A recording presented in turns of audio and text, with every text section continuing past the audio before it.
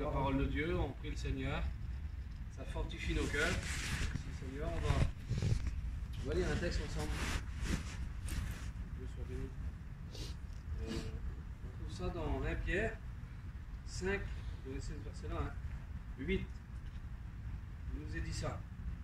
Soyez sobres, veillez, votre adversaire le diable rôde comme un lion rugissant, cherchant qu'il dévorera. Résistez-lui avec une foi ferme. Amen. On voit là un texte de la parole de Dieu. Le diable, il est représenté comme un lion rugissant. Ça peut faire peur, un lion. C'est pas un petit chat. Un petit chat, on peut le flatter, il n'y a pas de problème. Un lion, il ne faut pas trop s'approcher de lui. Un lion, c'est compliqué. Un lion, vous avez vu, des fois, on va dans des cirques, ils sont en cage. On ne veut pas trop mettre la main sur la cage. On a peur de se faire manger la main. Et je voudrais vous dire ça, le texte, il dit ça. Il dit, soyez sobres et veillez. Je voudrais vous dire qu'un lion, en réalité, il se nourrit de chair. C'est sa nourriture, lui, c'est la chair. Et je voudrais vous dire que le diable aussi, sa nourriture à lui, c'est la chair. Les hommes spirituels, il les craint.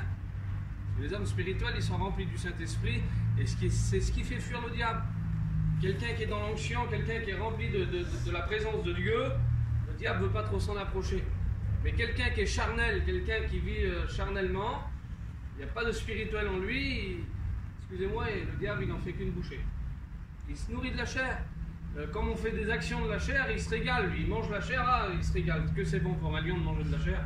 Et pour le diable, c'est pareil. Si vous voulez, c'est une image, mais c'est ça. Il est représenté comme un lion, et le diable, il est représenté comme le lion, et puis il se nourrit de la chair. Comme on fait des choses qui ne vont pas, il se régale, lui. Et je voudrais vous dire ça. Un jour, un homme, c'est Daniel, vous le connaissez. Daniel, c'est un homme de Dieu par excellence.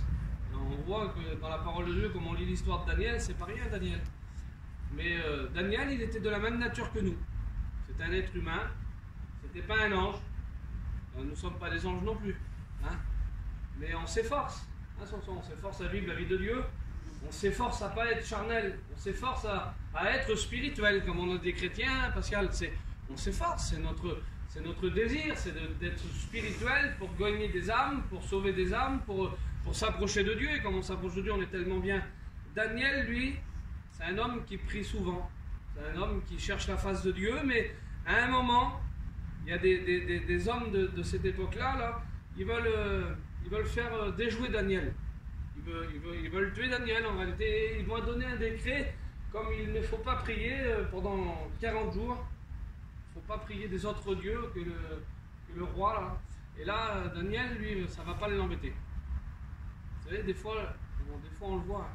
Il y a des moments que le diable veut plus s'approcher de nous. Que le lion, il s'approche plus de nous, Billy. Il y a des moments qu'on voit que le lion, il rôde. Ah, on voit qu'il tourne autour de nous, mais béni soit Dieu, des fois on est vigilant. On fait comme la parole de Dieu, on veille, comme c'est écrit, veillez que... Hein, et on veille, alors on fait attention, on ne veut pas que le lion s'approche. Alors là, Daniel, lui, ça ne le dérange pas qu'ils ont donné un décret. Il ne faut pas prier, parce que c'est le diable, ça, il ne veut pas qu'on prie. Je voudrais vous dire que notre chair aussi, il y a un grand combat de la chair. La chair, elle ne veut pas qu'on prie, elle ne veut pas qu'on lit la Bible. La chair, elle se plaît à regarder la télé, elle se plaît à être dans le bien-être. C'est ça la chair, elle veut vraiment être dans le bien-être. Et ça ne fait pas du bien à la chair de lire la Bible, de prier. C'est ça. On dirait comme on veut lire la Bible, on s'endort 2 minutes après. Elle veut s'endormir la chair. Comme on regarde la télé, on peut la regarder 2 heures, mais comme on lit la Bible dans notre lit, d'une demi-heure, on commence à s'endormir. La chair, elle ne veut pas ça, elle. Mais Daniel, ça ne dérange pas qu'il y ait un décret, même que c'est compliqué pour lui, il ne faut pas prier parce que c'était compliqué. Parce que si Daniel il est pris en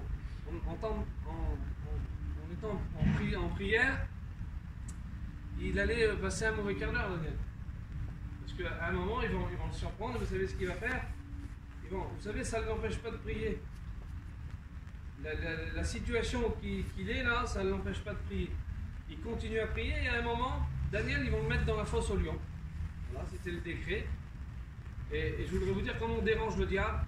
Parce Parce que Daniel, il priait beaucoup. Comme on dérange le diable, il veut nous faire encore plus la misère. Comme on est dans l'œuvre de Dieu, ici, là, on a mis tout notre cœur, mais on a eu de la misère. Hein. Vous avez vu comment on veut faire l'œuvre de Dieu, il veut faire encore plus la misère. Mais Daniel, ça ne le dérange pas. C'est un homme de foi, Daniel. C'est un homme de consécration. C'est un homme d'onction, Daniel. Parce que c'est un homme qui cherchait toujours la face de Dieu. Mais ça ne le dérange pas. Il est là, il prend. La Bible, elle dit ça.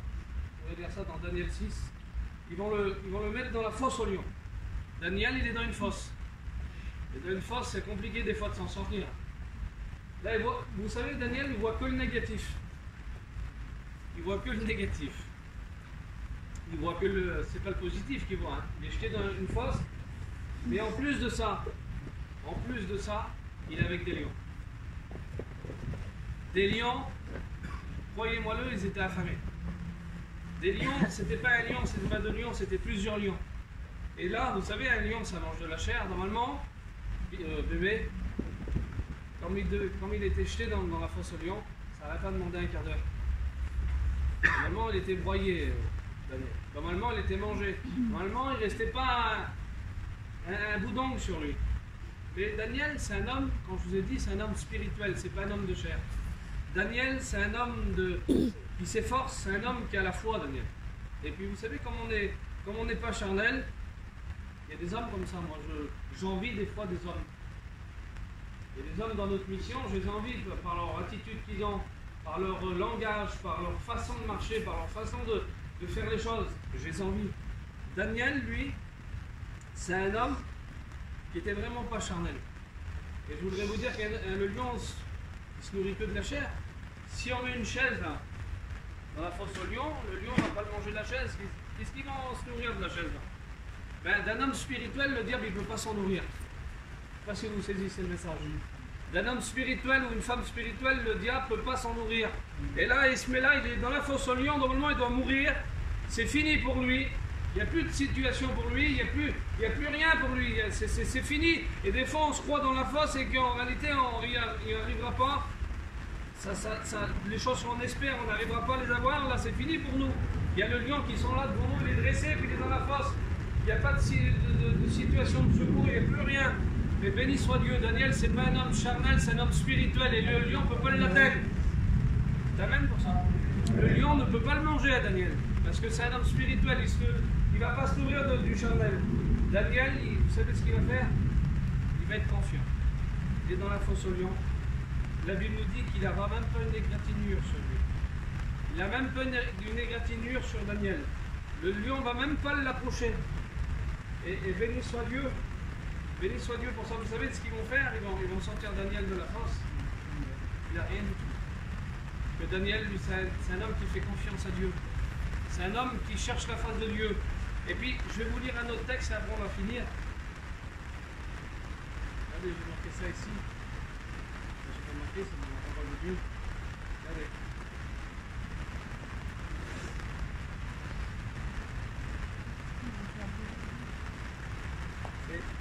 C'est Hébreux 11:6, c'est écrit ça. Or, sans la foi, il est impossible de lui être agréable.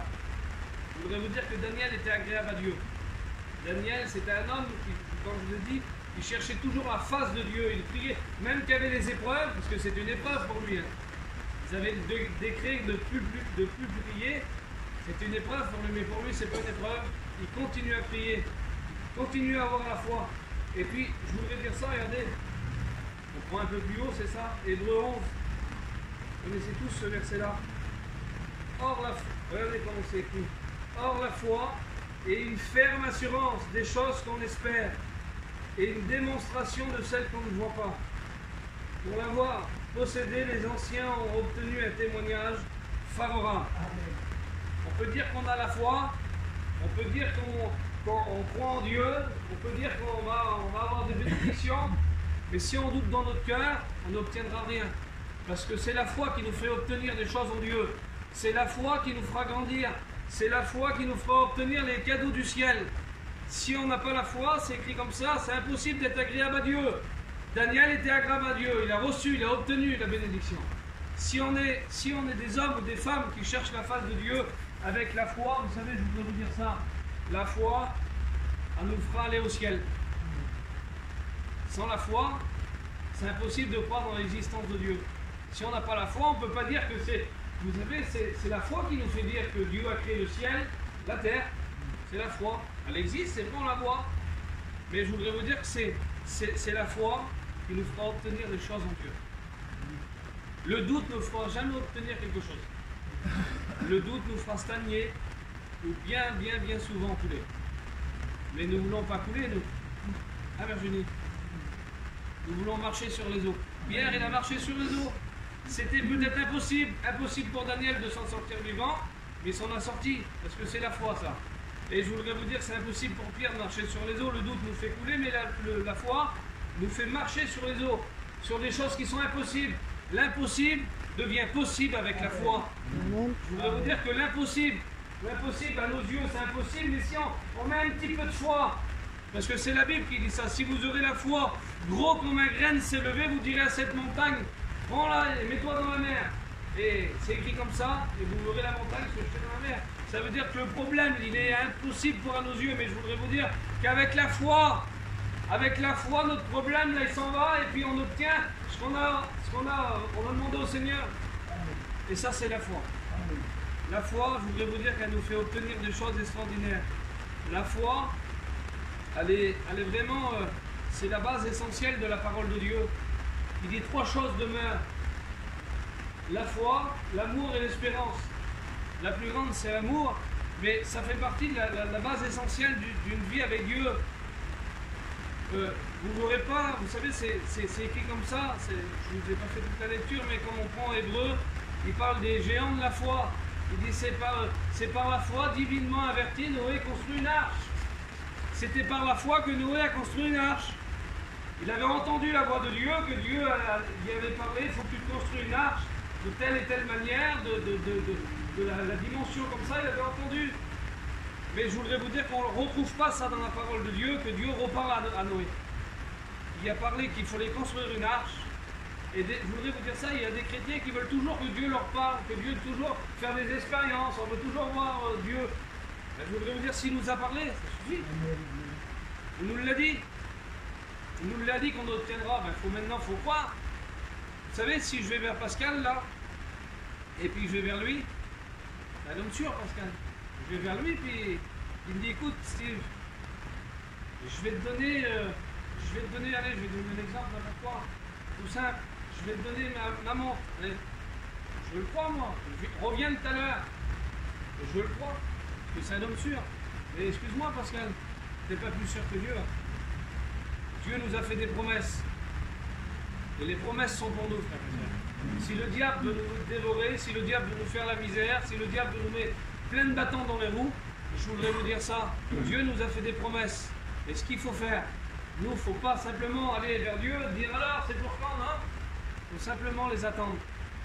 Les promesses de Dieu. Dites Amen pour ça. Amen. La foi, je vous refais cette lecture du verset là. La foi est une ferme assurance des choses qu'on espère et une démonstration de celles qu'on ne voit pas. On l'espère, on ne le voit pas, mais on le croit. Et puis je voudrais vous dire ce qu'on croit, ça va s'accomplir. On prie le Seigneur. On nous a entendu.